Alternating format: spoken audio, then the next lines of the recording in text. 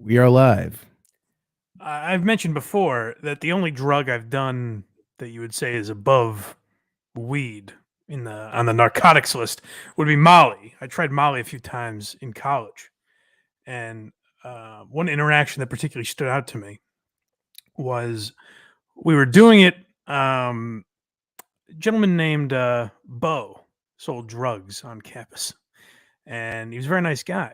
And he asked me if I wanted to try some, and I was kind of hemming and hawing, wasn't quite sure. And he goes, "Hey, first little bit I'll give you for free if you want to try it." That's how they get you. I said, "All right, what the hell?" And then after I took it, I said, "Thank you, I appreciate that." And he said, "Mike, don't thank me. I'm a drug dealer. I want to get you hooked on this stuff." And I feel like that's what I've done with Craig and Stuttering John now. I've given you a little taste. I'm asking all these questions. I'm reading up on it. He says to me before we start here, Craig goes, "Why are they calling us dabblers?" He's learning, folks. We're getting him in slowly but surely. We're part of the Dabbleverse now. I think we're gonna have to get the Stuttering John again because the results speak for themselves. You talk about John, and people start diving in. It was an instant block too. Oh, were you blocked? I thought we. Oh no, he went private shortly. Yeah. after. So I think he blocked everyone. He protected his tweets. Which, listen. The timing. Carl and Shuli and Cumia and all these people, they've put in the hours. But I feel like we really, once he said, "Oh, blind Mike's on my bad side, I've got to run and hide." We were that last dagger. That's right. Yeah, I don't know why. Obviously, it's a coincidence, but I don't know why he all of a sudden protected his tweets. He's like, "They're making fun of me. It's not even my birthday." He mentions his birthday again on the. Well, we'll talk about it a little. We don't have that stamped. It's like we're literally right at the beginning. Yeah. Well, I decided to torture myself because the intro song is terrible. So it's fun. It gets you pumped. I was like, I'll just see. It goes on for like 4 fucking minutes. It's a very long intro, yeah. And yet somehow John is always still finishing his bologna sandwich when they start the show. Yo, if he's a bologna fan, I might switch allegiances. I love bologna. Well, we'll get into that in a little bit. First, I did mean to ask you, though. That story I just told with the drug dealer, Molly, all that, did I say that same thing last week? I've never heard that. Okay. Because right before the show, I was about to, that popped in my head.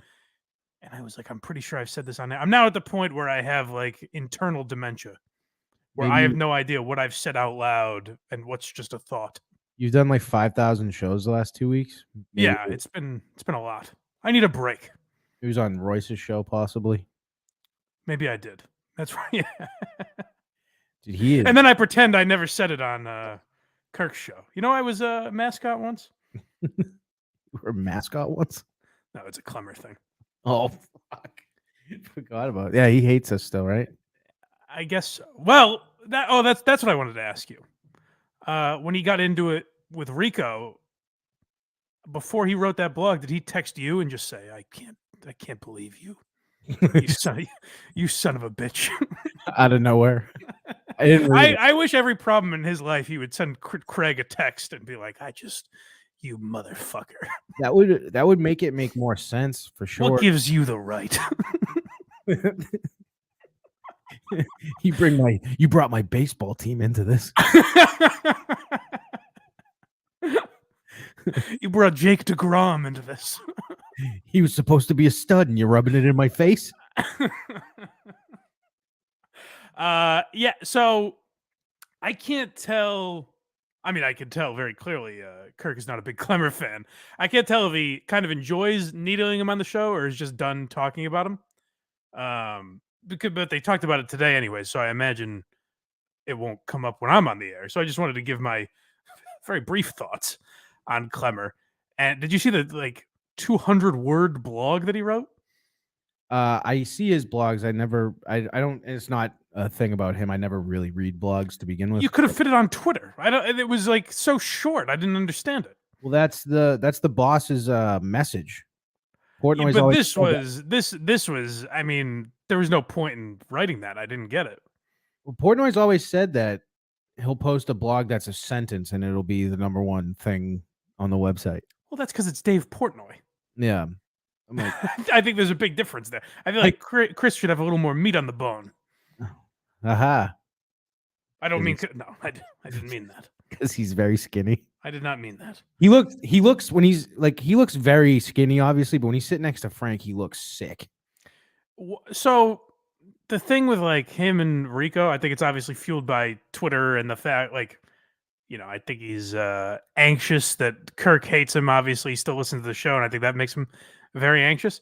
But the weird thing about Klemmer's existence there is like everyone could have predicted he wouldn't fit in that well.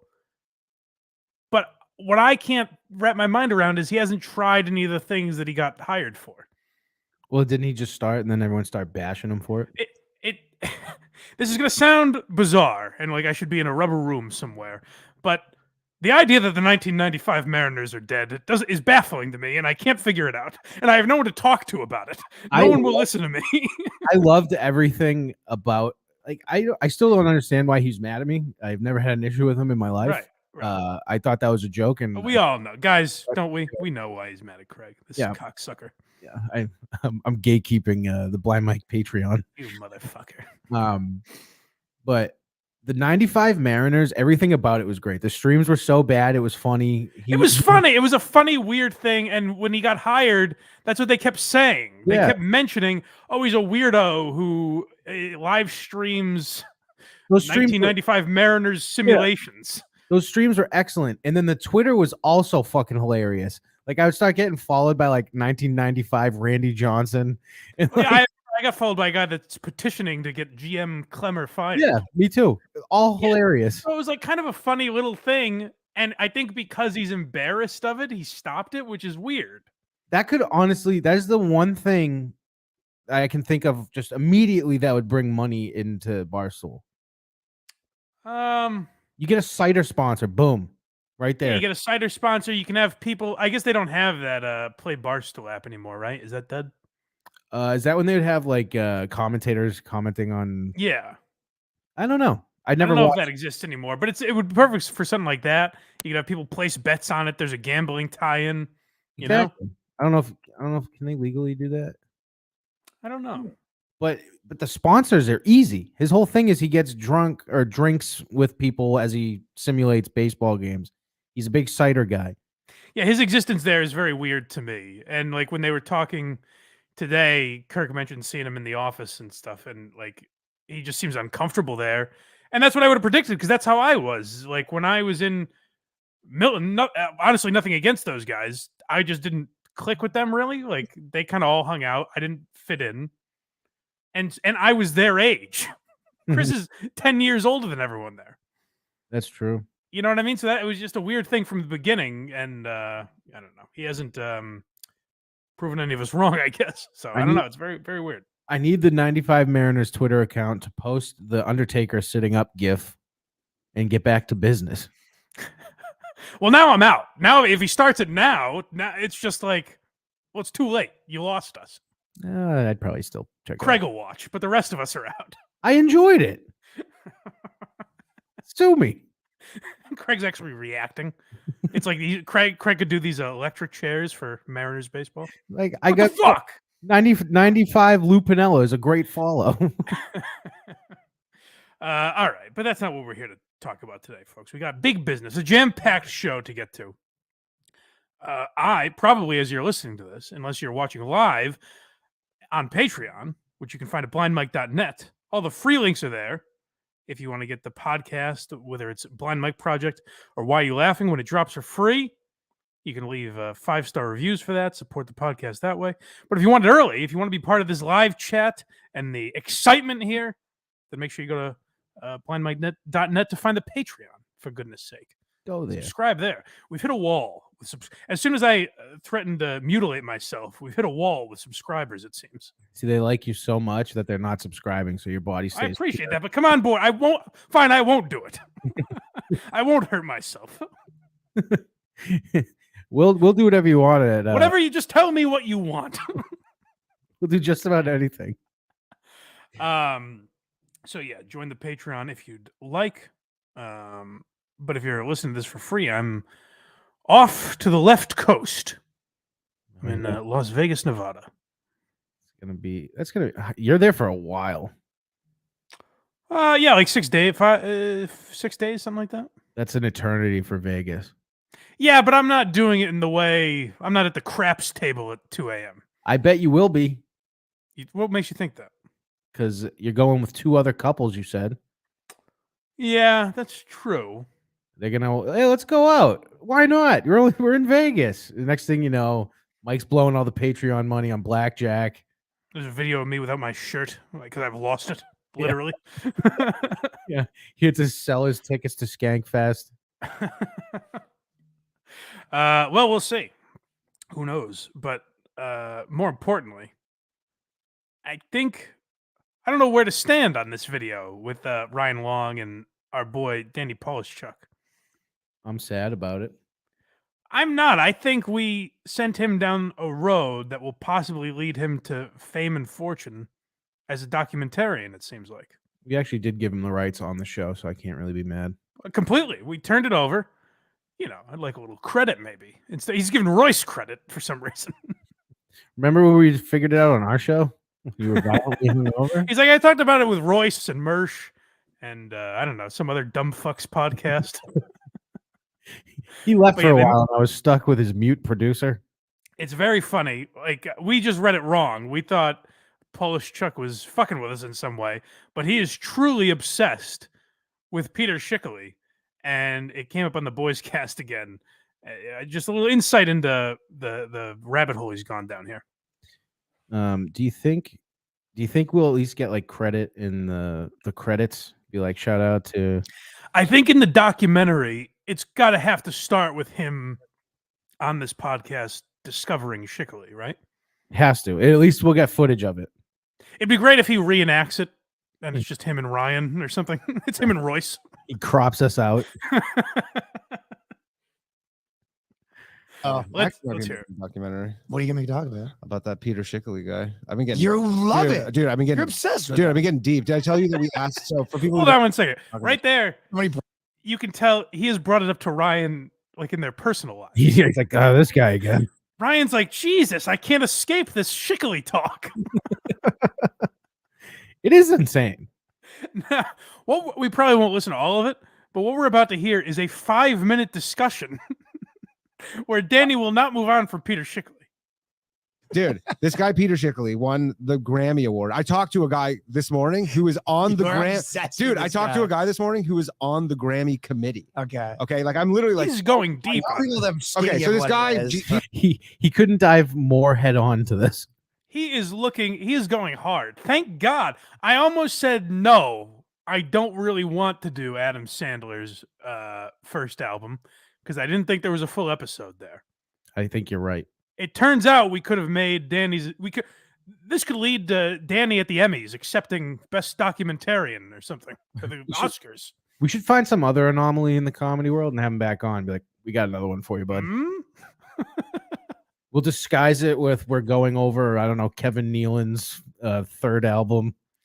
Well, someone sent me a video.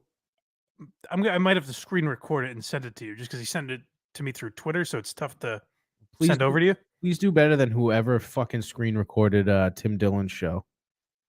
Oh, well, I guess we'll get to that in a bit too. But this guy sent me a Weird Al on some Sirius XM show talking about how he got ripped off by Schickele. Really? Schickele beat him at the Grammys too. And he said the fix was in because Schickele was friends with all these guys on the board. I guess there were a lot of like classical music people that voted on the Grammys. So the fix was in for Schickele. And I think that's what Danny Polishchuk is finding out as well. So he just says he's Mozart's 21st out of 20 kids, and all those classic people like. Yeah, that's a big joke, I guess. I don't know. That's the only one I've detected thus far. So they had to change the Grammy Award to like Best Spoken Word or something like that, just because people were so mad that Schickele was, slaughtering the field. He couldn't get a loss. They had to remove him in order to beat him. That's the only way they could beat him. He's the Tom Brady of comedy albums. Let's hear a little more with Ryan, because I just love Ryan's reaction to this. Peter Schickele, he's like a composer. This is the boys cast, by the way. An orchestra guy. He went Wow, to a shout Juilliard. out. He won Best Comedy Album at the Grammys. See how that's done? 1991, 1992, 1993. Somehow he won the best comedy album 4 times over like Dice Clay. He beat everyone. Dice. He beat Sam Kinison. He beat George And no one's Carlin. ever heard of this guy. Nobody's ever heard of him. Dude, Dice was at the stand last week. And I go to Joe Harari, who's the manager. It was Dice's birthday last It's his birthday. Thursday. So I go, can you please go ask him about this guy, Peter Schickele? Pause 1 second. I'm like, I'm not going to. On Andrew Dice Clay's birthday, because of this podcast, on Andrew Dice Clay's birthday, he's fielding questions about Peter Schickele. He probably is so mad too. His answer is great. To bother him on He's his a birthday. nobody. Oh, Dude, he goes, literally, he goes to ask him about he goes, at first Dice goes, yeah, what? He's like, I'm the biggest comedian in the world. You think the Grammys are going to let me win? Of course not, right? And they go, and then he was like, but do you know who this guy is? He goes, no, I don't know who he is.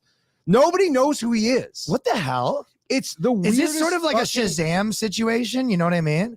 Shazam, the movie with Shaq? No, the thing where they say that we remember something that didn't happen. Oh no, like, dude, it's. Do you know what I'm talking about? No, Shazam. there is something, I forget what it is about Yeah. Shaq playing a No, genius. he's right. The Mandela effect, and what Ryan's talking about is there was a movie Shazam starring Shaq Mhm. in the, I don't know, late 90s, early 2000s. But there are a group of people that swear that there was a movie called Shazam out around the same time starring Sinbad. But that movie does not exist. I would almost bet my left leg that I've seen that movie. See, there's a lot of people like Craig, but it doesn't exist. What movie am I fucking thinking of then? I don't know. I've gone down. Kazam with Shaq. Yeah, no, I've seen that. And then Shazam, or there's a movie where Sinbad is a genie. That's what people say, but there isn't, I don't think. Like, I go down this every once in a while, and then I start contemplating like what is life and how long when you're dead forever. And then I go down this rabbit hole and get sad. The Shazam thing, by the way, is the only legitimate Mandela effect thing. Like every other example of the Mandela effect, like in Star Wars, he doesn't actually say, Luke, I am your father. He goes, He just says, I am your father. Yeah. That's just like misremembering something. This is people creating a movie with a different title and a different actor. Everyone knows the runtime, each scene that was in it. Yeah, but you can't like find that's pretty crazy that exists. Do you think we're getting Truman Showed where they did have this movie out? They played it everywhere for like 10 years and then just erased it from history? Sinbad's in on it. He's like, no, I was never in that. We'll give you $100 million to never speak of this movie. Keep playing, but you can fast forward like 30 seconds just to get past this Shazam talk. You know that thing that everyone says on the internet? Hold on one second. Remembering a movie that didn't happen? Shazam? Oh my God, dude. Not the dude figured out how to game the Grammys, and he just did it as a big joke to win them. How do you game them? Because so essentially the guy goes like, on these categories that aren't the big categories, and I guess comedy falls under that, not that many people are actually voting. It's like this whole anonymous thing. And because he's an actual orchestra musician who like has all these musician friends who are probably in the academy, he could just submit himself and then tell his buddies to go vote for it. So if he can get like 30 people to vote for him, Kind of like that's the guy goes, he's like, there's way less he people. knows who vote. everyone in the academy. Yeah, and there's hundreds and hundreds of people. So this guy's like, there's way less people who vote for this than you think. So Like he's it's like, 200. yeah. So he's like, Chickele's greasing palms. because he's like, Yeah. vote for the best polka album. He's like, nobody actually listens to it. Nobody knows. Gotcha. It's So- Weird Al every year. Right. Or whatever. So he's like, I'm pretty sure my guess is that he figured out a way and he was just doing this as a joke against the Grammys to game the dude. His bio. Like, on what planet does Schickele beat Weird Al in a comedy music album? I mean, we did this, and Ryan's going to make a whole documentary about it. But I think the Schickele leg breakers are going to come after him. I'm looking at like on YouTube, it has like each segment like timed out now. And this one is the longest one on the It's episode. like 5.5 minutes. It's crazy. Play a little longer, just because I want one more Ryan Long reaction, because you can tell this has like affected their relationship. we like by accidentally took down the boys cast. Like if you go to What this did you guy's- guys talk about on the phone? I was just telling. How does this all work? I'm like, You're sitting there I thought- smoking a cigarette, like, where do dude. we I'm begin? telling you, this is driving me It's nuts. 1942. It's driving me nuts. And yeah, he's just like, Are you having sex? Like, and you're just like mid sex? Chicka. Like, yeah. It just doesn't make sense. it doesn't. Everybody thinks I'm a lunatic because I'm like, I keep bringing this up. Yeah, you brought it up to me 40 times. Yeah. Yeah, but when Dice goes, the guy who like Dice got nominated one time. You won 5 years in a row. No, yeah, this guy won 4 years in a row. Dice was nominated once, was the biggest comedian in the world, and you go, do you know who the guy who beat you at the Grammys was? He goes, never heard of him. 4 years in a row, he beat you too. No, he only beat him 1 year in a row because Dice only got nominated that 1 year. But he pays attention. We pay attention to who wins the best comedy. You think that, but every comedy autistic nerd that I've talked to, who's like, everybody's like, Now that I think might be us. He's never heard of this. And guy. what did he Definitely. say about him? He goes, I think we did get a shout out. I don't want you to ever listen to their show. Hey, the autistic nerds that I discovered this with. Why are you laughing? Available wherever you get podcasts. Yes, please listen. It's gonna be the leader of the ship soon. yeah, I'm a huge. I do get messages still. Like people are like, I don't get this Schickele thing. So I think Danny is onto something. Like there's an audience for this documentary out there. It might be small. It might be a small group, but we exist. We should team up, get notes, get a timetable going, and start putting this thing together. We could help it, whether he wants our help or not. I think we're gonna be that for him. I think he just used us like a one night stand, threw us in the He did. trash. He got what he needed from us. You know. I get a bit that'll last forever. I may be his muse, but he doesn't want to acknowledge me. Keep going. Yeah, I feel like there was a little more. That's why. So you're gonna do a documentary on this guy? Maybe, yeah. I've been talking to another guy I was talking to. Is this guy David Silverman? Does it end with you and him getting married? Maybe. And no, it ends with me tracking him down because he lives in New York, but he's 87 years old. I've emailed him. I thought we found he lived in like Iowa. Or something. Of course. This Right? isn't That's the Schickele. whole thing. This is Is a I gotta different guy. get to him. But his bio and stuff. If you look at his Twitter bio, it just says like, or Instagram bio, it says composer, musical satirist, something else. Doesn't reference the 4 straight Grammys for This best. is like Stephen Paddock. It really is. This is the comedy version of Stephen Paddock. You Google the guy, no one knows who the fuck he is. He did this historic thing. You know, I think winning 4 Grammys is the same as killing 70 people. I think so. It's the same level of like it's never been done before, right? You know? Yeah. I'm sorry. I'm looking into this Shazam thing real quick. What do we got? It looks like Well, there was a movie called Shazam made like 4 or 5 years ago. yeah, with Sinbad in it, which is aggravating me to no end. Right, but that's like an homage. Like, see? No, I know that, but Yeah. this is bullshit. I hate when I get fucking stuck in this rabbit hole. Wow. What movie am I thinking of?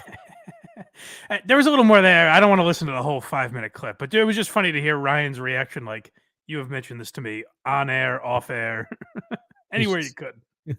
Chef Lewis says Sinbad definitely played a genie. I don't know. Not to my knowledge. Could he have done a sketch or something? I don't know. I could have sworn maybe I'm just Look that up. Look up Sinbad genie. I think I did, and it's all Shazam. And it's like you're an idiot if you believe this is real. Right. Well, you're not an idiot if you believe it, because you're saying you remember it for some reason. It's wild that half the population remembers it.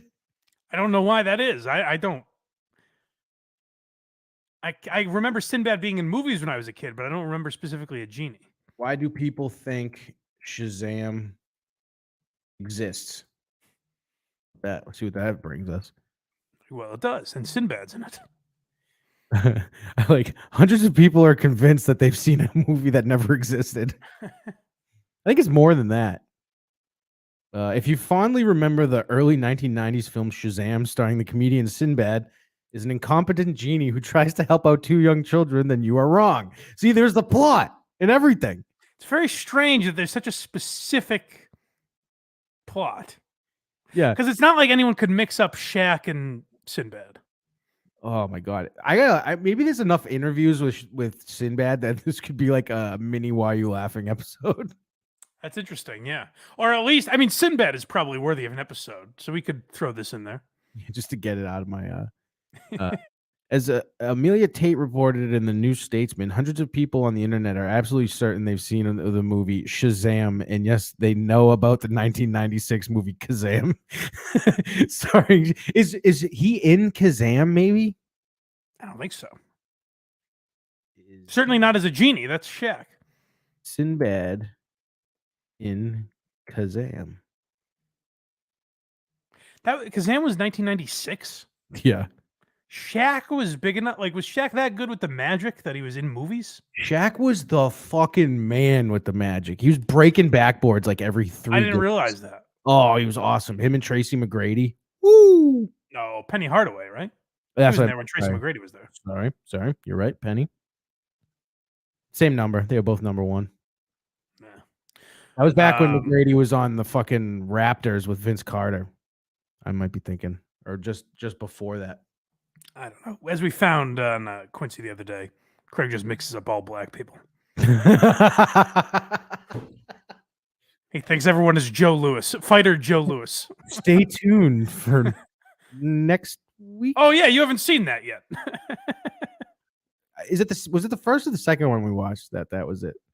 I think it's tomorrow's Quincy, if I'm not mistaken. Yeah, so the people watching this live, you'll see. Yeah.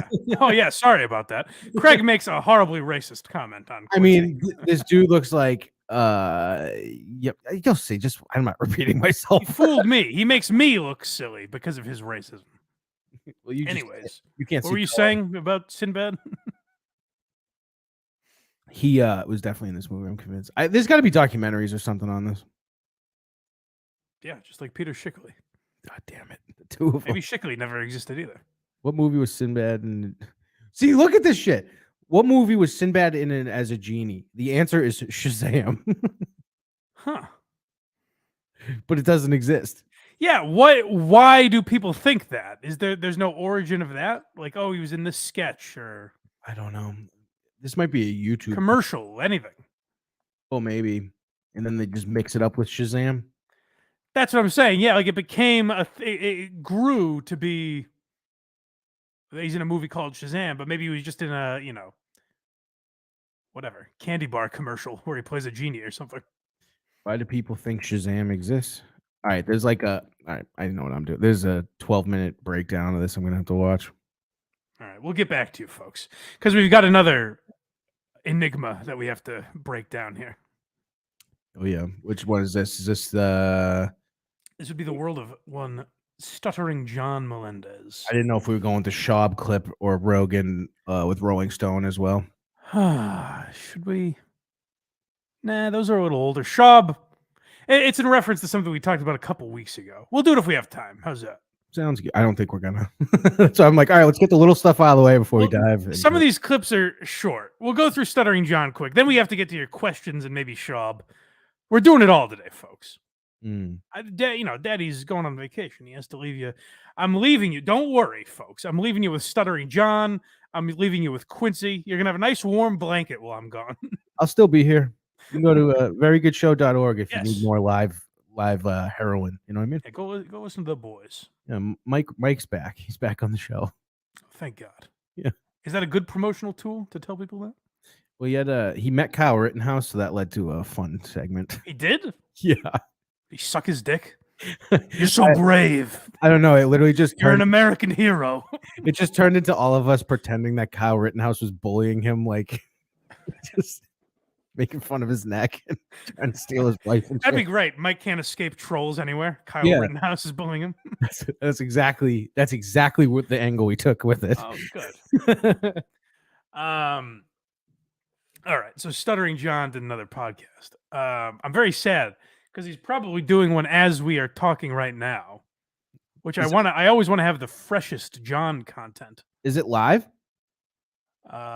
He goes live. I don't know what time though. Oh, I was gonna say He might, because it might be he's on the West Coast, so it might be noon his time or something. Got it. I don't imagine he wakes up this early. Right. So let's do a little Stuttering John here. There were just a few clips I found funny. And then as we get to the end, of course, he can't go an episode without just getting passionately angry about Anthony Cumia. It's very strange. But there were a few minor gems here. I think the first few clips are a little shorter, but let's dive in.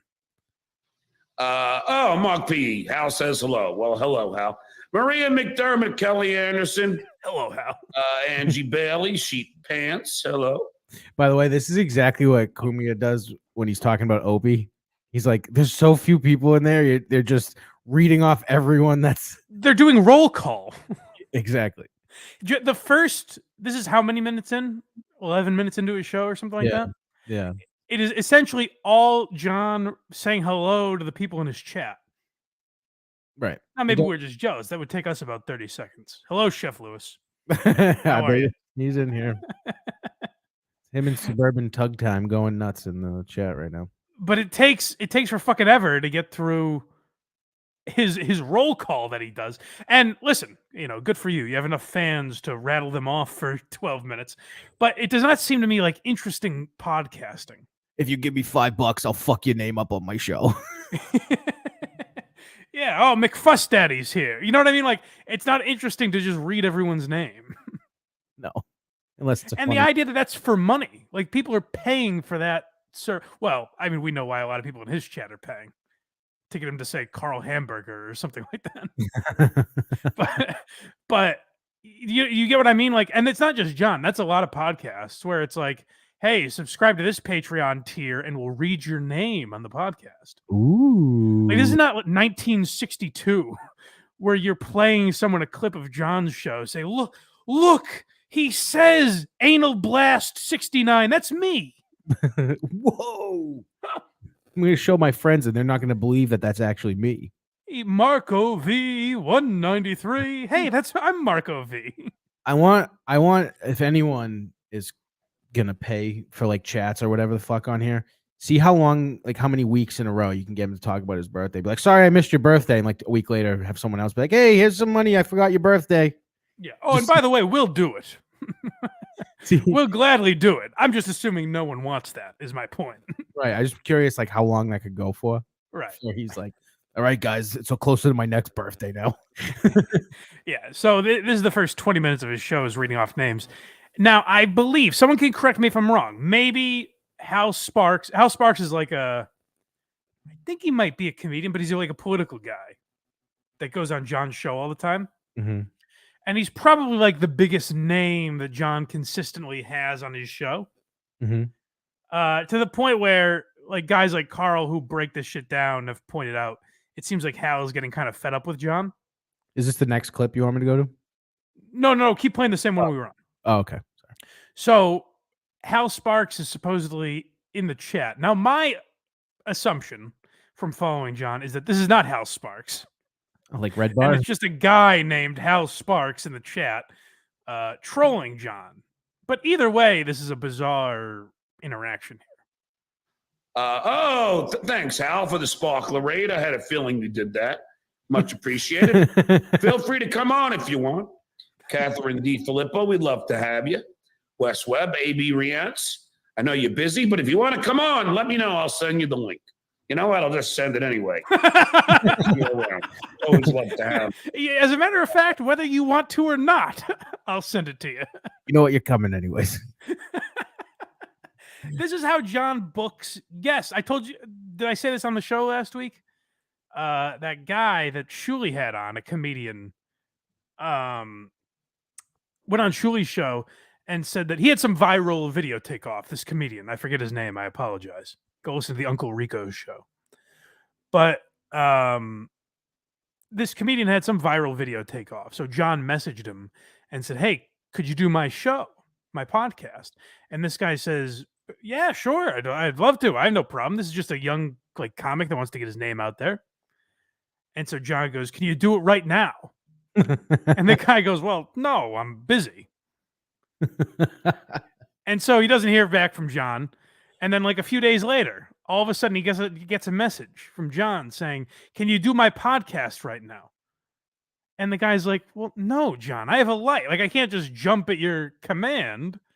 Like, let's set something up. Like, if you say, hey, next Wednesday at 2, then that's fine. Then I'll be there. But I can't just, when you snap your fingers, show up. How And often? John blocked him. Perfect. How often does he do this?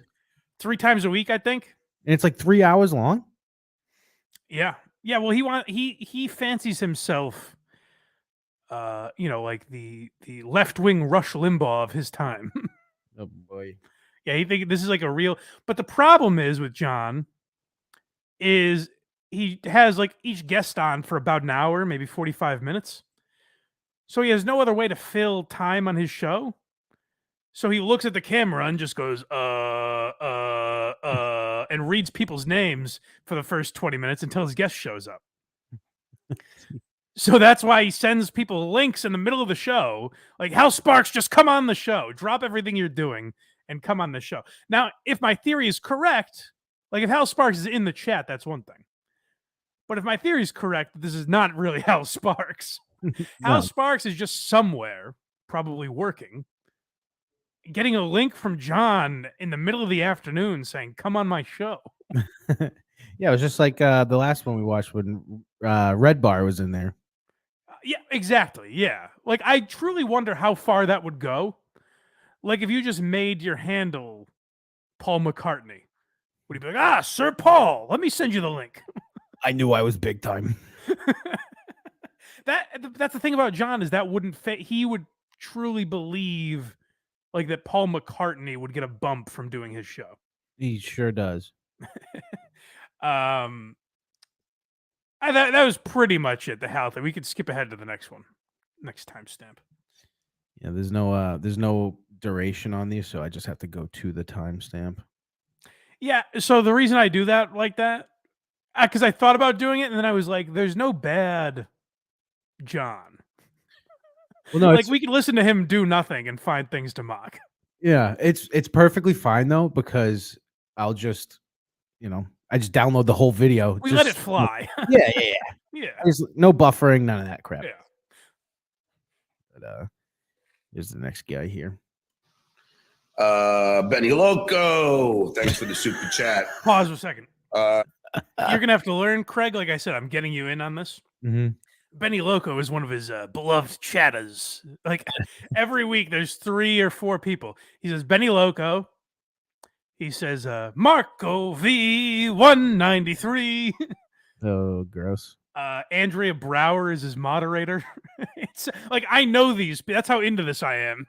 That I know people in his chat now. These people pay every show to chat. They send him super chats. Yeah, like $5. Hey, thanks for the $5. Fuck. Thanks for the $1. Every bit counts.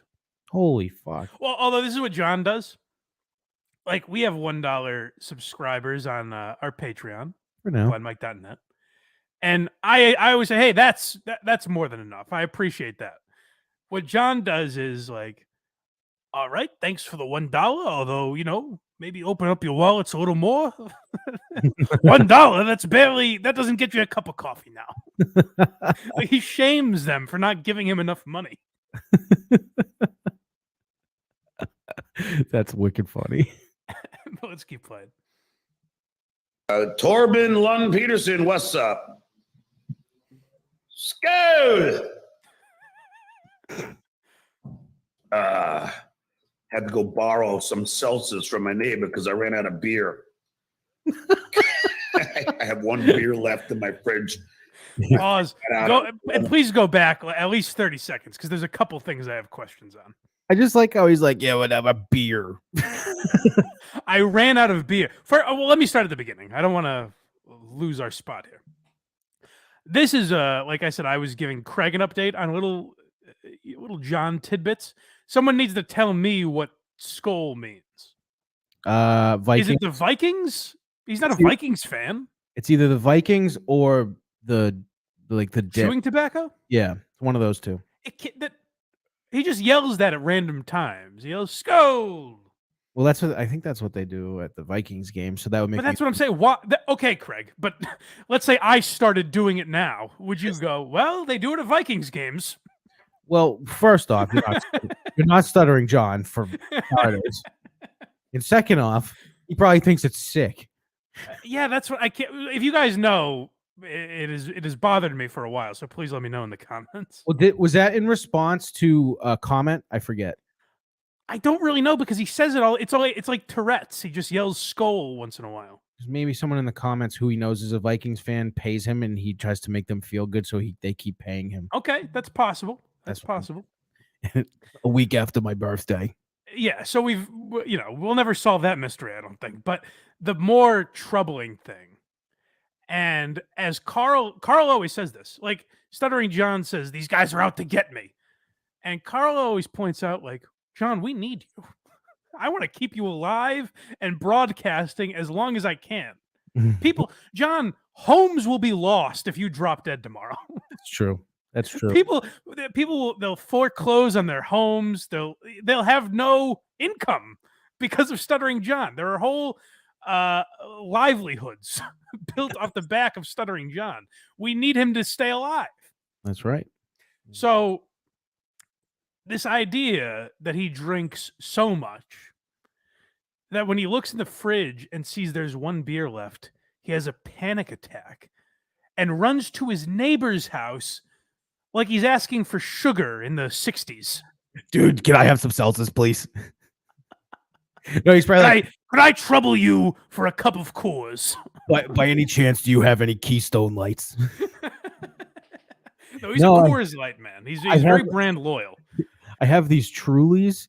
Yeah, he's extremely brand loyal unless it's the only thing you've got in your fridge, and then he'll take whatever it is. I'll take it. So listen to this. I mean, this, listen, say what you want about me. I've had my issues.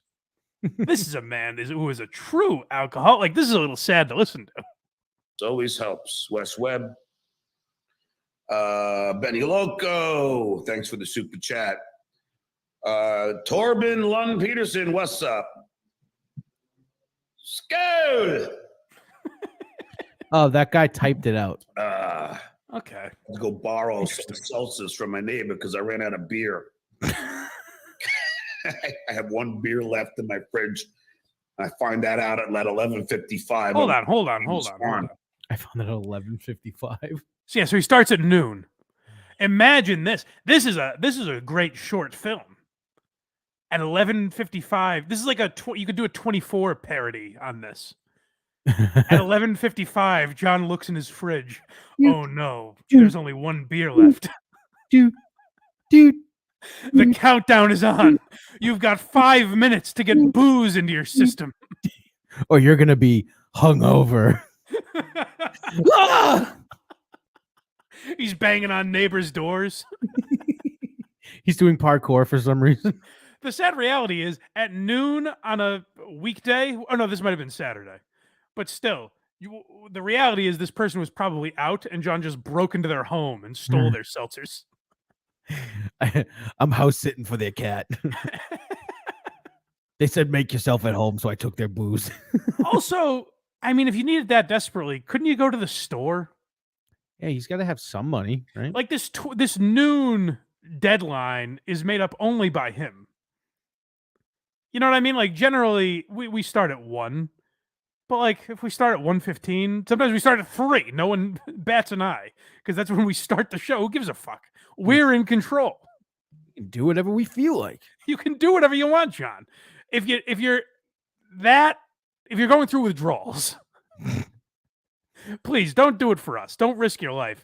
Calm down, get to the packy, and buy something you like. Buy a nice pack of Coors. For the love of suffering God, through these seltzers. For the love of fucking God, talk into that microphone. No. That's ridiculous. I hate it. Please tell me you got some beers. I got seltzers. It'll do. Imagine, Craig, you're a family man. You have a palatial home up in New Hampshire. Yeah, sure. Imagine you're sitting at home one day and you hear a frantic bang on the door. And you see this man. You see a guy that looks like this, who, when you open the door, doesn't say hello, says, "Please tell me you got some beers. Do you have anything with alcohol in it, please? Please, for the love of God." I'm jonesing. You'd be like, "What the fuck? I have Hold on. I guess I have like 3 Trulies left. That'll do. Just for the love of God, give it to me. Let me hear if there's any more there. For a birthday brew. Schickele! Thank you, Robin.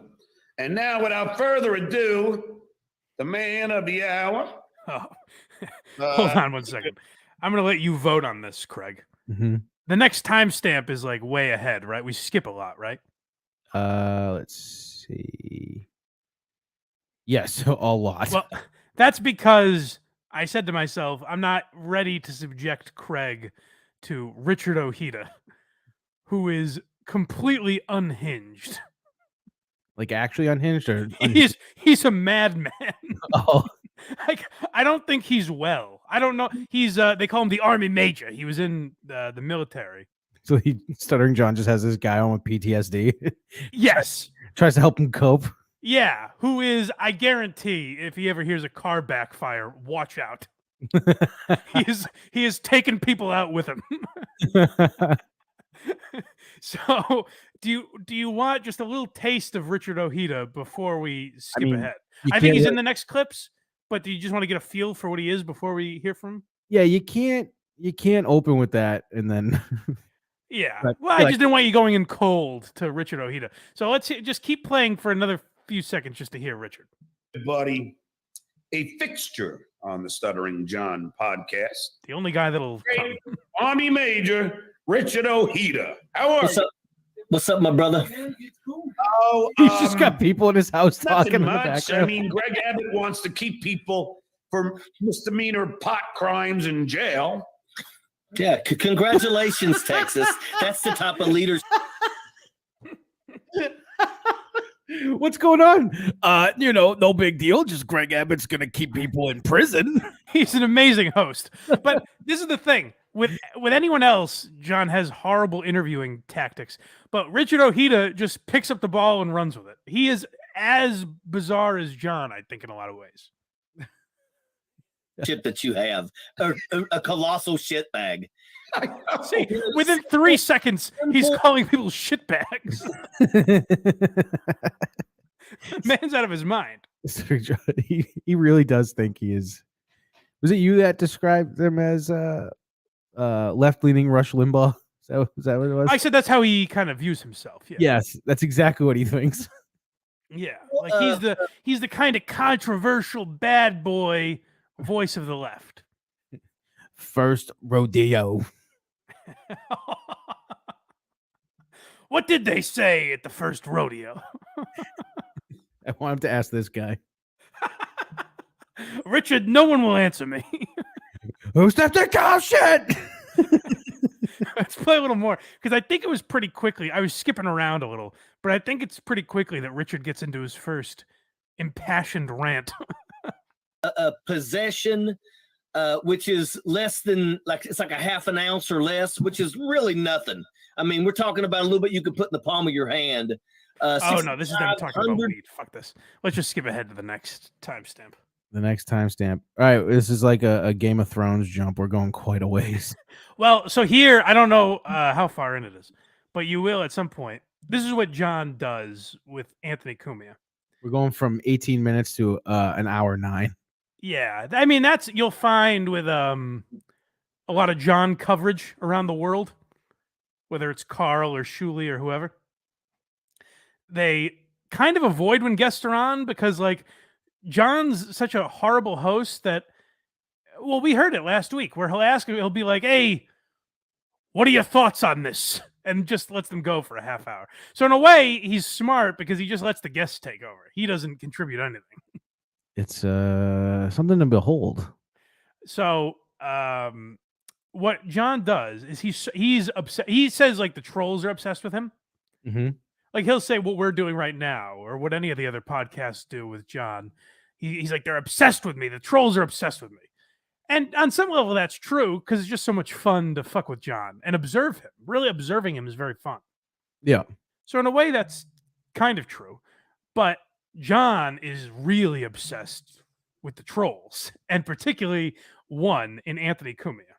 I do like that this Ojeda guy is sitting in front of a green screen that he's not using. Ojeda's the greatest. So what you're going to hear with Ojeda, Richard Ojeda has no idea who Anthony Cumia is. How? Well, he's just not in that world. Like the other fucking loser from last week. No. This is real. This is real. Like Tony Michaels clearly knew who Anthony was and was trying to hide it. Yes. Richard Ojeda is just not really aware of him. All he knows of Anthony Cumia is the information John has given him. Oh, right. And So- we know what info he passes along. Yeah, so fucking that's what you're sucks. about to hear. That's what you're about to hear. Show. And I'll tell you something, Army Major. Take a guess how much money I was making a day on the Tonight Show with Jay Leno. Oh, pause. Good. Just go back a little bit. Let's hear the great segue into that topic. Great segue. Just go a little before where I stamped, just because you might be thinking, well, why would he talk about his salary? Mike really took that out of context. Oh, and 20 seconds prior. Okay. Line.ag, where the game starts. I just bet He's doing an ad read. bucks on the Giants to beat the Packers. I'm getting 8 points in the game tomorrow at 6:30 at Tottenham Spurs Stadium in Wembley. So let's hope that I can win and the Giants can take care of the Packers. Now back to the show. And I'll tell you something, Army Major. Take a guess how much money on the Tonight Show with Jay Leno. Pause, please. I mean, the natural segue of the Giants are playing the Packers. Do you know how much I'm worth? I mean, listen, the Giants and Packers came up. I have no choice but to ask this man how much money I was making 20 years ago. Does he tell him? You're going to have to go back again because we want to hear the full context. He certainly does tell him, Craig. And the number that he's bragging about, listen, righteous bucks. I'm not sneezing at it. But the way he frames it is very bizarre. I can win and the Giants can take care of the Packers. Now back to the show. And I'll tell you something, Army Major. Take a guess how much money I was making a day on the Tonight Show with Jay Pause Leno. for it. Pause again. I'm sorry. We might never get through this one. The answer to that would have to be I don't care. that's the real answer, yes. But if you just said that to me, Craig, you're like, "Pwah. Oh, good ad read for our buddies at Two Tours, Mike. So obviously you want me to ask you how much I make a day. The answer would have to be, in order for someone to get a reaction, be like, $1 million a day. You have to be Frank Lucas. oh, I was going to say, like, because he didn't really do much there, right? He was just Stuttering John? No, he didn't do anything. he was like a writer or something. Oh, he made good money there. The number might astonish you based on who he is. Mm-hmm. But my point is just to be like, guess how much I made a day. The number has to be like jaw dropping. It can't just be a good salary. Oh, yeah, definitely. Let's see. No clue. Over 1,000 a day.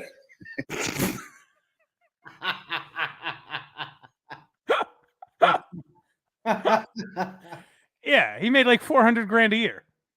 Like, the dude's making a face like, is that it? I mean, that's great money.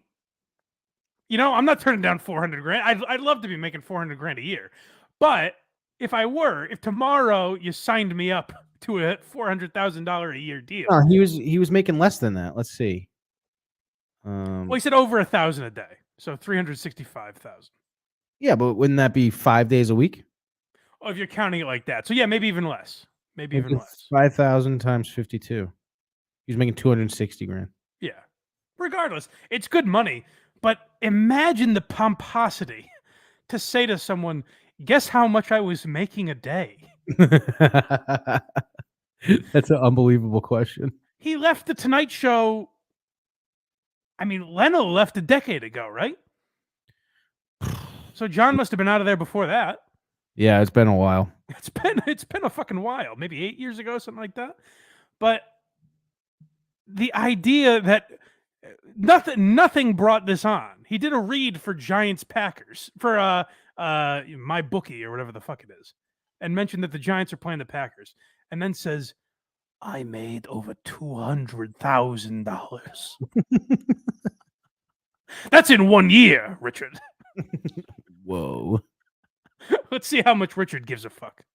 Nice. It was Please rewind. Sick. That's the appropriate answer. That's the only answer. Imagine being at a party stuck in that conversation. Never mind a podcast. Hell. Like just in a private life, someone goes up to you, guess how much I make? Do you know how much dollars I have? Guess how much I currently make is a shitty question. Oh, yeah. This question is, guess how much I made 20 years ago? Ooh. Very Come on, let's make prestigious. a day on the Tonight Show with Jay Leno. And no clue. Over 1,000 a day. Nice. It was funny money. Hold on, John. I think this might be why you have no money left. Let's meet in the middle of our two numbers and call it 300 grand a year. Mm-hmm. That is not funny money by any means, John. You very much need that money when you have 3 kids. It would be considered maybe fun money. Sure, you could definitely have some fun. You can go on maybe a nice vacation every year. You know, do fun shit, but have a nice car for sure. Have a nice house. Yeah, it's fun money. But the idea that you're printing money, John, is maybe why you live in a house with cockroaches and cat shit all over the place. I'm thinking funny is AKA fuck you money, and that's definitely not fuck you money. It's Craig. It's a very nice salary. It's a very nice. That's middle class. That's upper middle class. I would say. It's just I think what do they cut it off at like 400 grand a year now? Yeah, that's like upper middle class. I would say it's upper for sure. Yeah. But like, and again, very nice wage. It is not an amount that you go on a podcast and brag about and say, I was just pissing it away with a smile on your face. I was expecting him to, when he said that, the number in my head that he was going to say that he was making a day, I was like, if he says 10 grand, I'll be like, whoa. Yeah. I mean, even that would be a nice number. It was a tenth of that. That's when he said a grand. Dude, guess Funny money. Guess how much my lunch costs me every day? If you spend $2.42. If you had to play the game that I know is sweeping the nation, Brewster's Barstool, and spend all of that every day, it would be fairly easy. Barstool's Brewster's, excuse me. Yes, I'm sorry. It would be like you could blow through $1,000 in a day if you were being irresponsible pretty easily. Easily. So that might be, and like I guess I haven't done the research. Carl had someone on that claims to have looked this up and said it's very accessible via the Freedom of Information Act. But reportedly, John owes like over 20 grand in child support. Yikes. And maybe, I guess that money wasn't so fun. I would guess how much days that would cost me. 20 days of work. I just got to work 20 days. I'm out of the hole. Yeah. Well, the problem is John looked at it and said, well, that's not funny money. You don't spend funny money on that. That's serious money. That's what you spend your serious money on. And God knows he wasn't getting any money from Sirius. So let's keep playing because I think now remember, I don't know if this is where he brings up his kids, but just remember that John accuses everyone of bringing up his kids. Listen to this. But once again, it was a Jay Leno show. It's a pretty freaking big deal. Hey, Sunflower Dragon, thanks for the $2. Just keep Ojeda coming and I'll super chat, LOL. But guess what? All that money went to good causes because my kids, they'll never have to pay for college ever again. Hold on a second, Johnny. Hold on. Many things. Hold on, Johnny. First of all, you're bringing up your kids, which is probably not smart to do when you hate people commenting on your children. And then if you don't want people commenting, it's not great to follow it up with this point. The idea that they are set for life because you made a few $100 grand. No, they're not set for life. They'll just never have to pay for college again. Yeah, well, particularly the one that's out of college. Like they graduated, they're never gonna have to pay for that again. It's amazing. I guess all John's child support money went right to the university that they attend. Listen to the things. This is like, you know that bare naked lady song. If I had $1 million. Sure do. I saw him play it live 2 years ago. Okay, that was a little too much. But you know, the joke with that song is that like, there's no way you could get all those things for $1 million. No, I think I always interpreted that song as even if they were like loaded, they would still live the lives they do now. You're fucking me here. Sorry.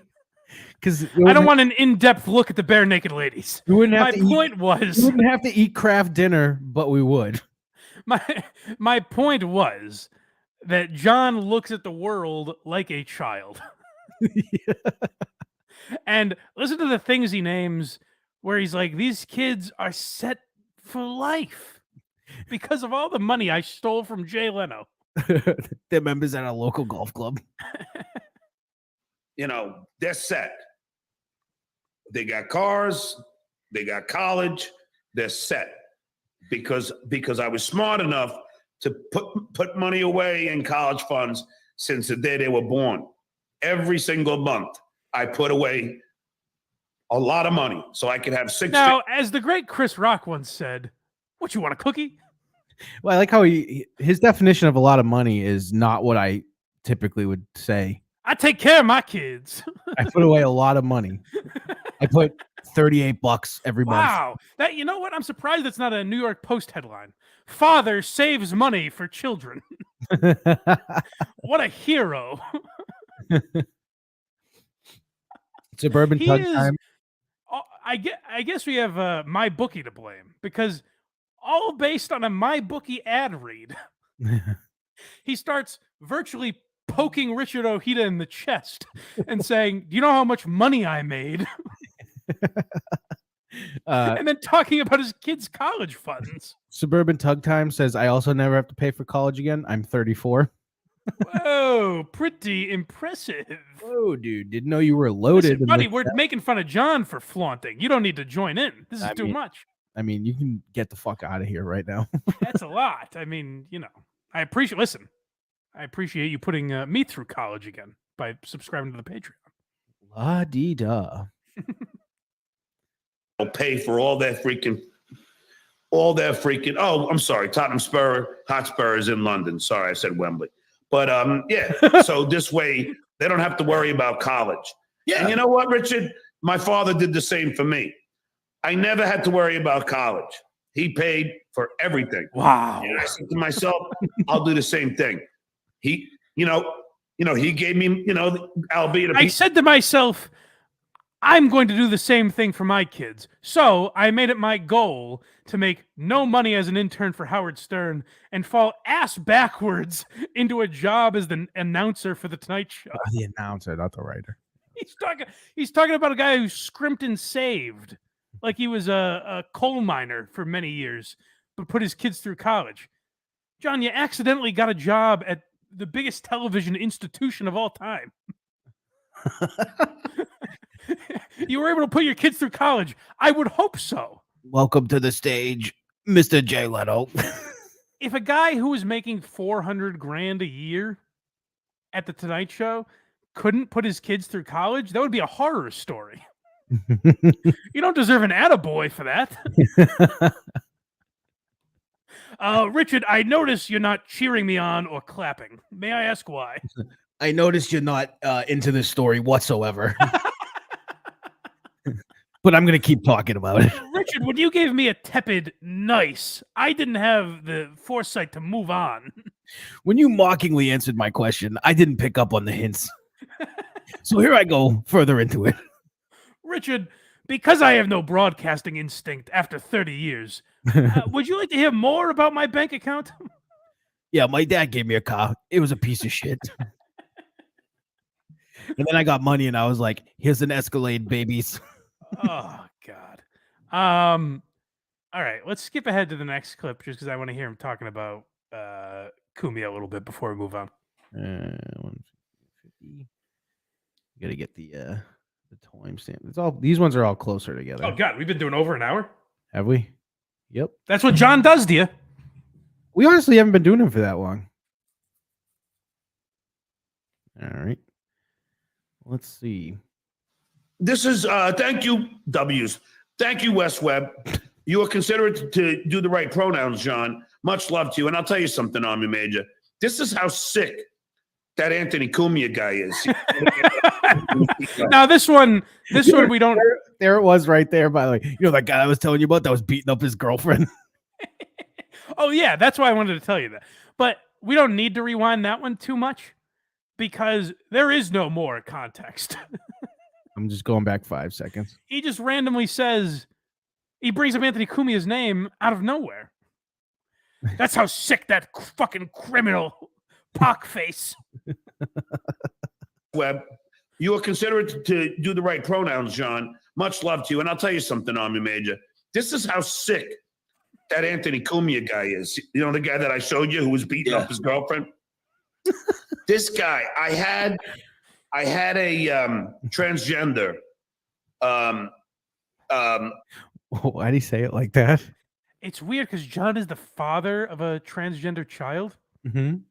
and he's acting like someone who has never interacted with that community in his life. What's wrong with Franny? He's like, I had one of them on the podcast. I had one of those chicks with a penis on. Yeah, so it was on here the other day.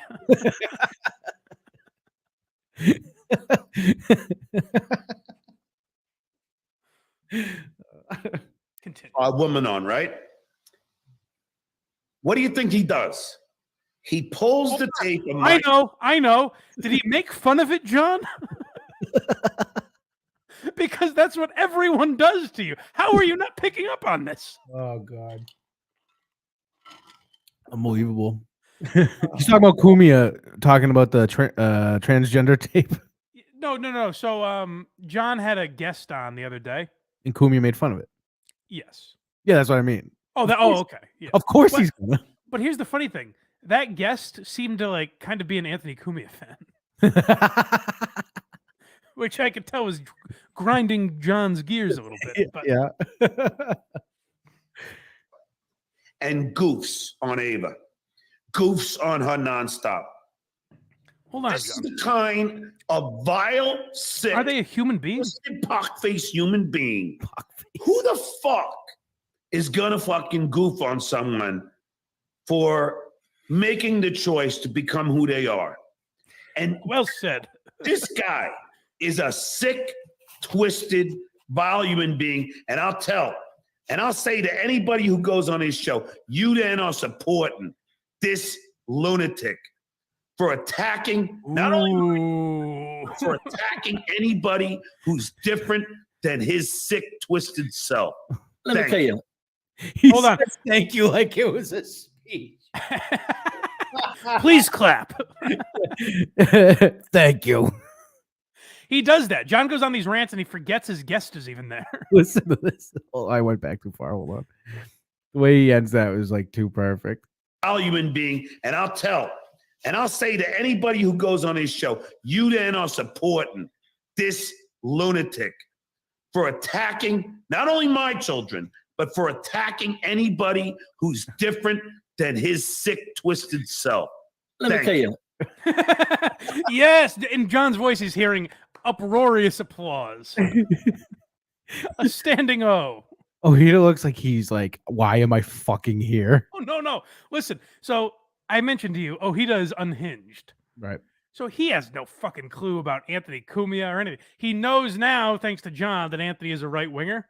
So let's watch Richard just fly off the handle here. A lot of people like that are actually angered because there's something about their life that they would love nothing more than to be able to do, What? but they He's can't. saying Anthony is They trans. don't have the courage. To be fair, his own fans have gone down this road. Well, sure. You know, But I want to just, he gets angry at some point. To be who they really want to be. You know, you have people. Let's go ahead. Everybody knows Lindsey Graham. Everybody knows that Lindsey Graham had I'm sorry. Let's skip ahead. non-disclosure. This one was boring. But Richard does get into it at some point. I feel like I keep teasing it, but I'll start labeling these better. Where am I at? Oh, it's coming up the next Yeah. timestamp. Too far. There we go. The foul shit that they spew. There we go. There he is. There's my guy. But I can tell you, he's angered because he lacks the courage that they have to be who they truly want to be. Well, yeah, and guess I gotta be honest though, Anthony, in this current world, when he was in, especially when he was doing it, it was pretty. I don't want to say brave, obviously, but he went out on a ledge by himself. Yeah, I guess so. I just, from listening to Anthony, I don't think that's the issue there necessarily. No, definitely. I definitely don't think so. But it's just funny to hear Richard get that passionate about it when he has no fucking idea who this is. Not even a little. Like, John wants to sue everyone that gets any minor detail about him wrong. Whereas Richard just said on a broadcast that Anthony Cumia is a closeted trans person. John just had that on his show. John just let someone say that this guy. Next, I'm going to talk about this stupid, dumb cunt piece of shit, Anthony Cumia, that beats his wife. That's what I heard Shuli say this, and he's absolutely right. He says, whatever John accuses someone else of doing, he is roughly 30 seconds away from doing that himself. Yeah. So if John calls someone a racist, right around the corner is going to be some horrible racist comment that John doesn't realize just doesn't fly. A transgender. I'm still stuck on that. what? Because I've done some research on his childhood. Hold on one second. Who thought he was gay. John just said, in case you missed that, Is this about Cumia? John just said he did some research on Anthony Cumia's childhood. Would you care to guess what that research entailed? Listening to O&A? Well, Craig, I've done some listening to O&A, as you might know. And I would suspect that's pretty much where his research ended. You're not going to believe there was spaghetti falling down the wall. I went to youtube.com. He stole coins from his dad's girlfriend and ate a whole box of ice cream sandwiches behind the store. Oh, does the name Buzz mean anything to you? So let's hear about John's deep research into Anthony Cumia. Well, yeah, and guess what? Because I've done some research on his childhood. His father always thought he was gay, and his father wouldn't allow it. And, when his father was a drunk. He did such good research into Anthony's childhood that he just went past the part where he was like 13 having sex with a 20-year-old neighbor lady. I just like the idea of because, Kirk works pretty hard on the case. And I said, boy, how did you nail Kevin Mailer after he was arrested for murder? He goes, I read his autobiography. I just listened to things Kevin Mailer said about himself. Like John's idea of research is just listening to the guy himself talk on the radio 20 years ago. He said it's got to be true. And his mother was a drunk who also was a go-go dancer. This guy's had problems all his fucking childhood, and now you can see it as it manifests in his adult life. I am now a therapist. I dabble in therapy. Him and his dad, they were drunk driving a school bus down the whole coast of California. I would love John just mentally diagnosing people. Oh, that'd be great. That'd be great. These are the shows. I mean, this is what we always said about Tom Myers. If Tom Myers billed himself as the world's greatest comedian, Worst. I think the world's greatest, but you say it ironically. Mm-hmm. I think that makes a lot of money. Like if he knew his market, I think he could make money in comedy. If John understood what was funny about him, only if he didn't try to change anything about his stand-up, though. He was exactly. Yes. Fame. Yeah, you have to do what you're doing. You can't lean into it at all. You just have to keep doing what you're doing, but also understand what's funny about you.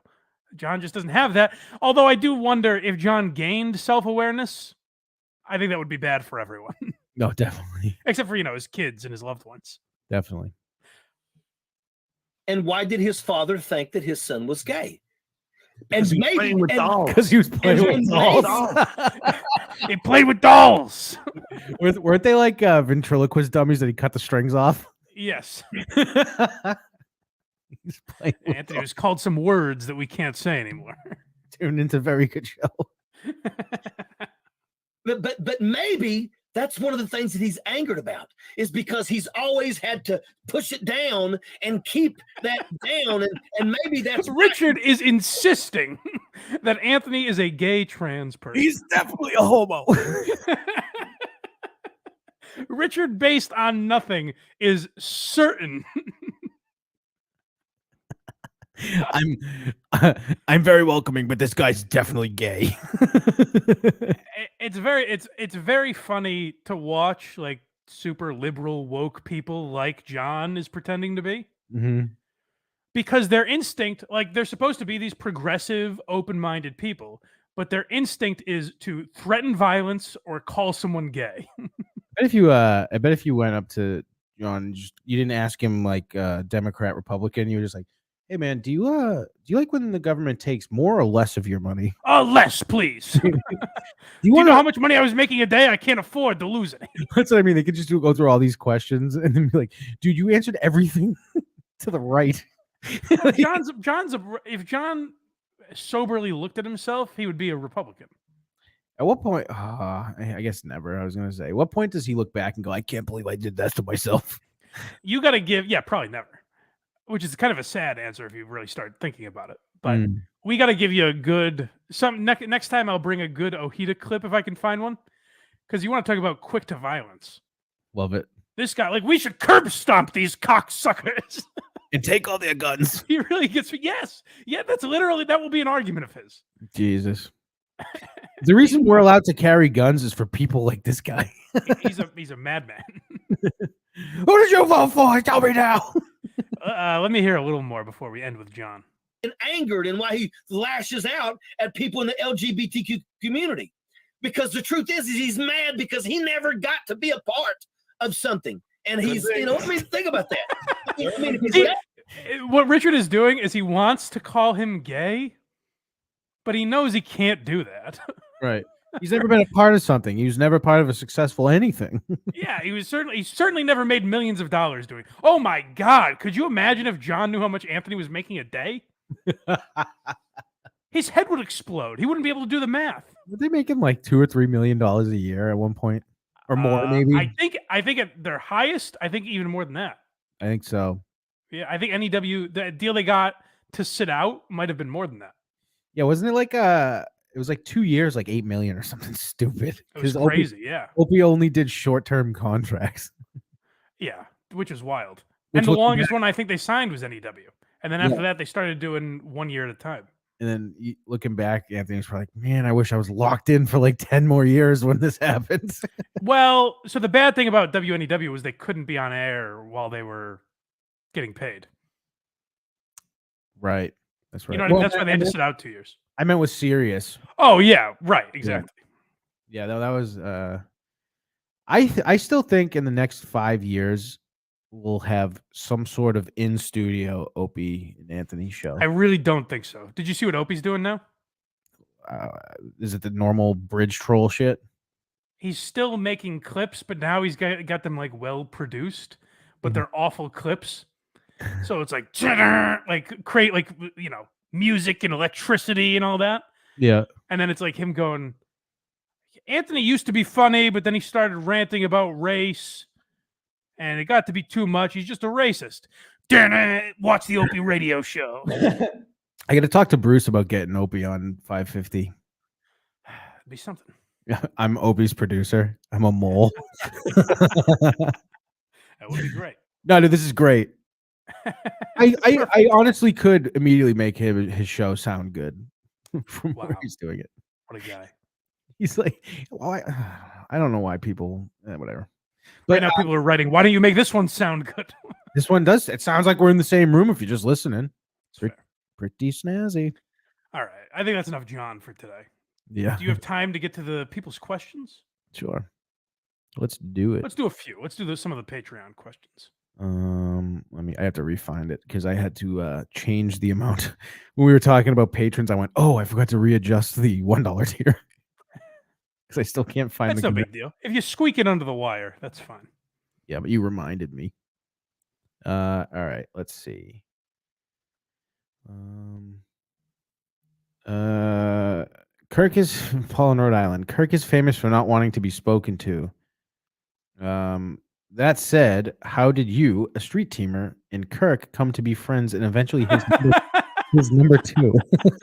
That has to be like they're being funny, right? I don't know. We're good friends. But I assume the real question is like, how did I get on the show, basically? Yeah. He was honestly just nice to me. Like, Oh, I think he means this sounds like it was when he came on Trash Talk or whatever show you were doing. so I had talked to him when I worked with Barstool. I think I just tweeted something about wanting to have him on, and he DM'd me after that and said anytime. And I was like, oh shit. So I had him on when I was at Barstool. So that was like my opening to have him on Trash Talk, I guess. And at the time I was in the same building. But yeah, if it wasn't for that, I wouldn't have gone up to him and been like, will you come on my show? Next question from Steve. Oh, that's not. I thought Steve Schnell. That's fun. As a newer listener, I would love to hear the backstory of how you got of you guys and how the O&A show intersected with your career. My career? That might not be all that interesting to others who already know the story, so I understand if you don't want to retread that material. Does he mean this show? Does he think we're like friends with Opie and Anthony or something? Well, Mike, I have a similar boss that they had. Bruce Mittman. Yeah. Well, I'm assuming. I believe this will answer his question. I think he just means like I was a big Opie and Anthony fan back in the day, and then it became a thing where I started. There was very little like our boy Sion Z that we talk about, the mushed mouth fella there, whatever he's now, mushed mouth drunkard. Although I don't know if we're allowed to like him because I think he has beef with Royce and Mersch. Really? I think we have to take a side on that one, and I'm going with Royce. Definitely. But why does he have beef with them? I don't know. I think he's shit on them before for some reason. I don't know enough about it. I'd have to ask Royce. Is it real beef or fun beef? I don't know. We'll investigate. We're gonna hold off talking about Unique / Sion Z / Dead Man. But I saw shit like that on YouTube, and it was there was not a lot of it. But I was like, oh, well, I like this shit. And that's like, I saw there was kind of an audience for it. So I was like, I would like to talk more about that kind of stuff, whether it was Opie and Anthony at the time or just like the podcast that I'm into. And now, Brendan Schaub and Stuttering John and that shit. Like, I was just interested in it. And it used to be like, I would talk about, I still like sports, but like towards the end, like when I was at Barstool, there was a point where I didn't even realize this, but I was like faking how much I was still into sports. Yeah. You know what I mean? Whereas like at a certain point, I just realized like, oh, talk about the stuff I'm really interested in. And then hopefully that'll work. Yeah. And then one day Mike was looking for a producer and I sent him my show and said, he just listed all the right podcasts. I said all these things that all hit. Yeah. And then if you want to hear an O&A ripoff show, you can listen to my other program. Oh, it's a very good show. Yeah. Very good show.org.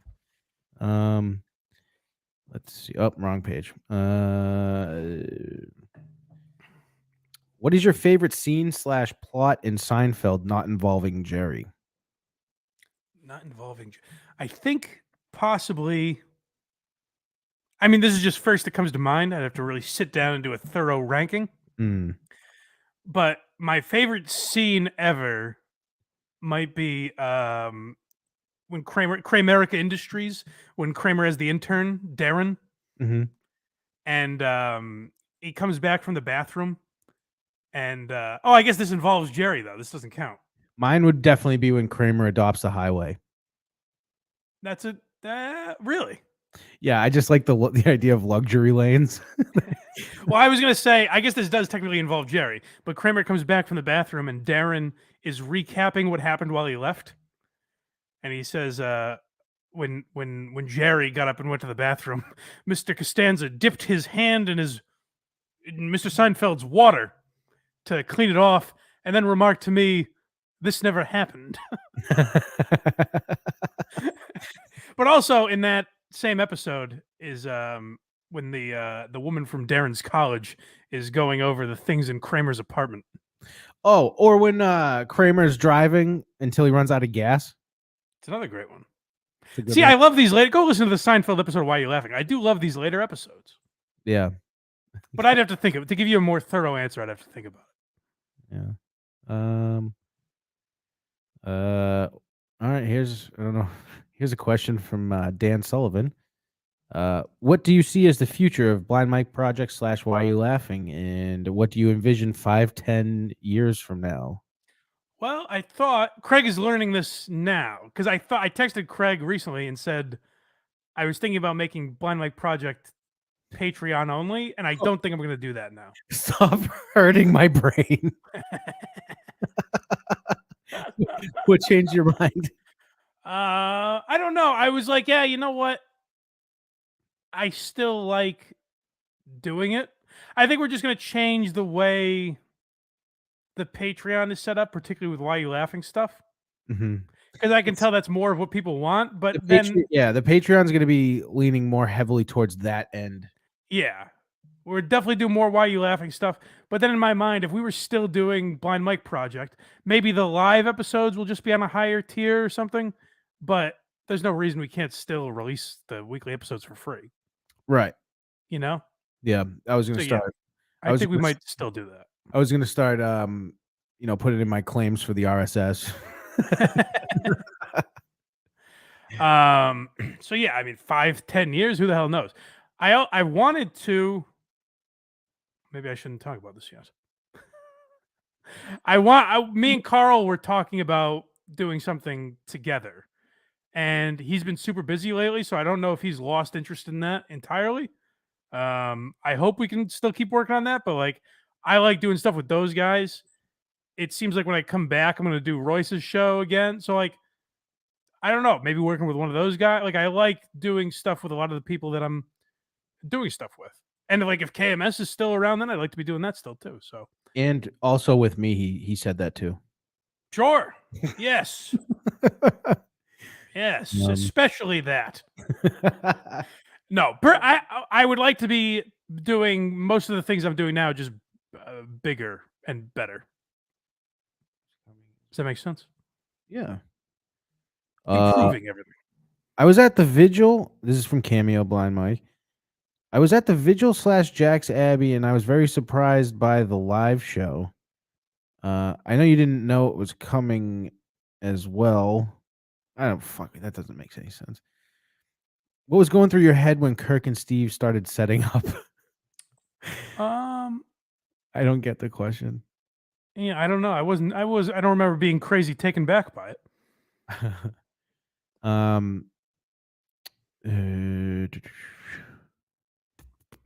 Can you give us an update on whatever trashy miniseries Alba is making you watch?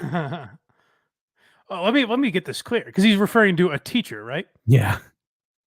The breakdown of a teacher, I loved. I loved doing that. That was fun. But I should note, I usually make Alba watch these with me. They're always fun. I always Because watch that's something like she'll tell me about it, and I'm like, we got to give this a try. Because I also know it's fun to talk about on here. Oh yeah. But I haven't found a good one yet. She watched Dahmer without me, and I was annoyed. Bitch. Motherfucker. Oh, Ted's alive. We got a Ted pulse. Okay. He's got a couple questions. All right. Has adding the $15 and $20 tiers produced significantly more revenue? Yeah. Because even like what? This was like our Stuttering John moment. Guess how much I make a month? Well, I'm not saying it. No, I know. No, I know. But then you just going, yeah. Yes, it has. I mean, not crazy significant, but like just look at it as if we had one $20 member, that's $21 members. You know what I mean? So yeah, it's definitely simple math. It's definitely helped. Yeah. Over or under December 31st, 2023 for the death of the Blind Mike Project. Well, I don't understand. I continuously see him saying that. What does he mean? Like, I'm not He- going to want to do it I think his because we can't even if we had no listeners, it can't get canceled. he's one of the It would have to guys. be me deciding not to do it. Yeah, he's one of the guys that just hates me. So he's like anything to get him off the program. Right. Oh, but I guess what is the insinuation that like the government would make us stop? Who's canceling the program? I guess is I don't what I'm know. asking. His first one was like 6 months in, and we're well past that at this point. So Yeah, I don't that's even what I'm saying. Is he saying that like I'm gonna get sick of doing it? maybe I have not got that feeling once. No. Like I said, I almost made it just Patreon, but that would just be a business move. Hmm. Do you agree that people named Jeff, who spell it Geoff, are losers? Well, they didn't choose that lifestyle. Their but parents might be. Yeah. It's annoying. Yeah. He- Unless that's, I don't want to be part of. Is that directed at someone specific? yeah, it's getting into a Massachusetts political one. Okay. I don't want to be part of whatever this is. Craig, who is the better boss, cranky old man Jerry Callahan or the diminutive Bruce Mittman? Well, one of those two is actually my boss. Mittman? Yep. Well, who's better to work with? They're both great, actually. I was just, Ted, I'm sorry.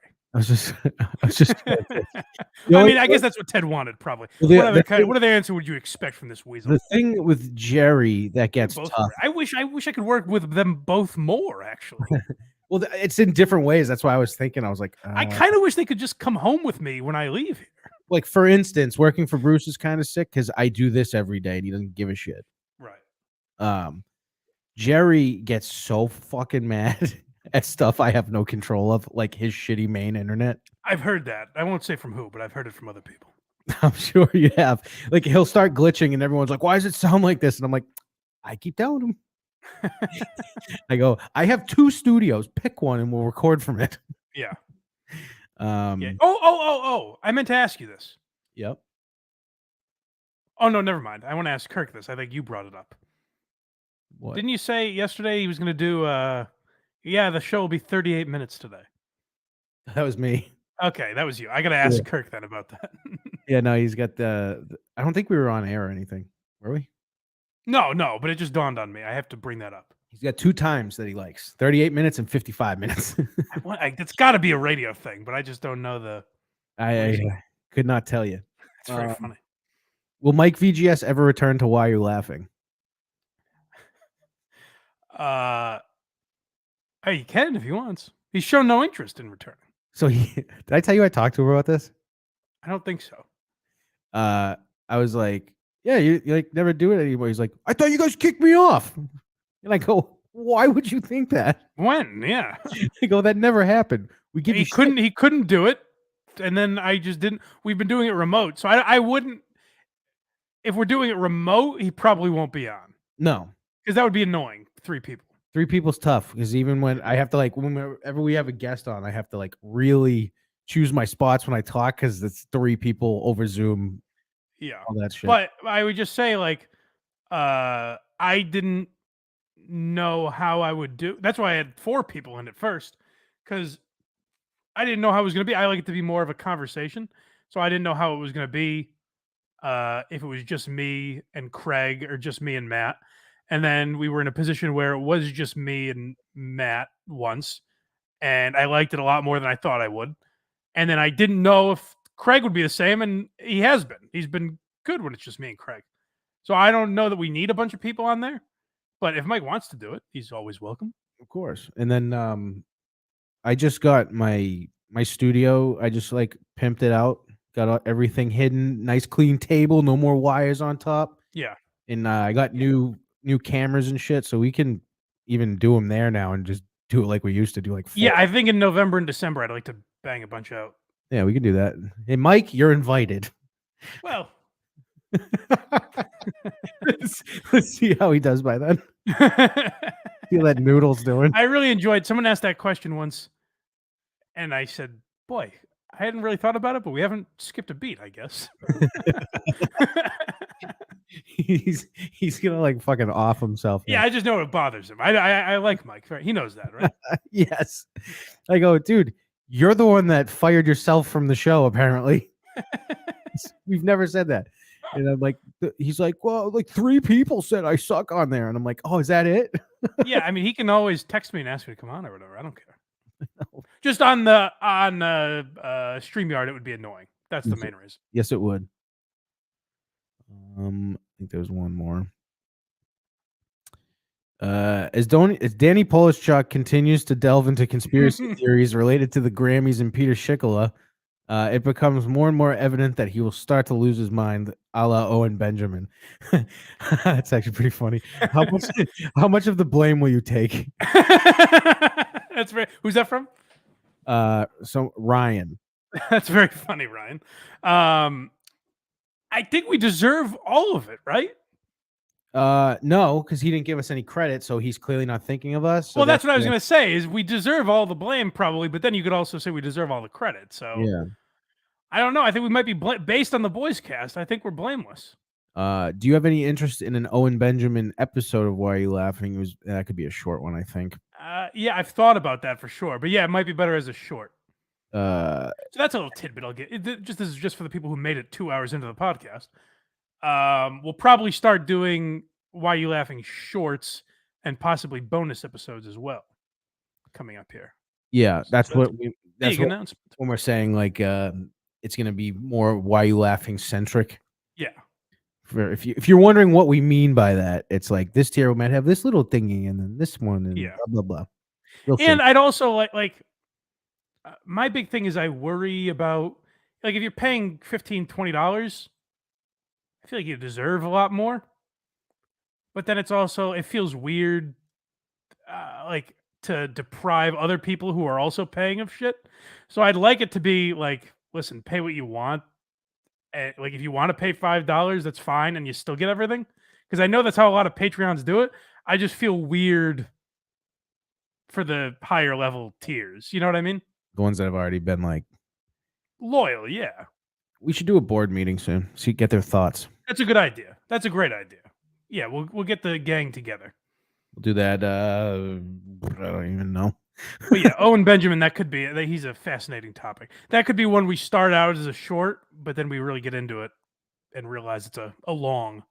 What my fear with that one is we're going to talk just about how he's a right-wing lunatic for about 50 minutes. Right. Well, yeah, right. That would be the big chunk of it. Why are you laughing? Not sure. But yeah, well, that's the thing about bonus episodes is like we could do shit like that where we don't know. Like that Danny Polishchuk episode could have been a bonus. Why are you laughing? Right. You know what I mean? Right. Blindmike.net. For all those big changes, all the big doings going on back here, go to blindmike.net. You can subscribe to that Patreon. Get those numbers up. We've hit a wall, people, so we need you. And tell 2 friends. Yeah. And listen, if you don't want to pay, if you just want to test the waters a little bit more for free, rip us off, then feel free to do that. Give us a 5-star review. You can support the show that way. Subscribe on YouTube. That all supports the show. Yep. And Quincy tomorrow. Yep. I don't know. Whatever else we got. Go to the Patreon. We got a bunch of shit. It'll be like I never left. We got plenty of stuff popping up over the next week on the Patreon. So check all that out, and we'll talk to you guys. Oh, and verygoodshow.org. Yeah, go there and tell another 2 friends. All right. Goodbye. Until then, have yourself a great day, and as always, rock on.